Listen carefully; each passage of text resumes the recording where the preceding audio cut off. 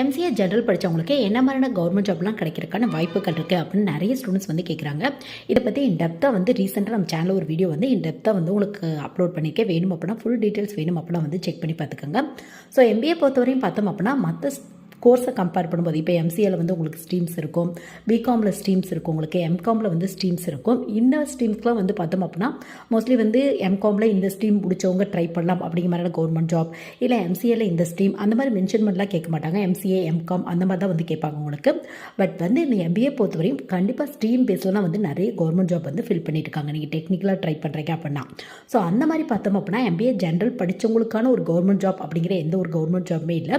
நீங்கள் any degree ஹோல்டர்ஸ்க்கான job எல்லாமே வந்து இங்கே ட்ரை பண்ணி பார்க்கலாம். நீங்கள் இல்லை நீங்கள் வந்து எம்பிஏ முடித்தவங்களுக்கான ஒரு ஜாப் தான் போகணும் அந்த மாதிரி ஆசைப்பட்டீங்க அப்படின்னா நீங்கள் நெட் எக்ஸாம் வந்து ட்ரை பண்ணி பாருங்கள். ஒரு சில பிஎஸ்யூ கம்பெனியில் ரேராக ஜாப் கிடைக்கிறக்க வாய்ப்புகள் இருக்குது. இல்லை நெட் எக்ஸாமோட ஸ்கோர் பேஸில் காலேஜில் அசிஸ்டன்ட் ப்ரொஃபஸர் ஆகிறதுக்கான வாய்ப்பு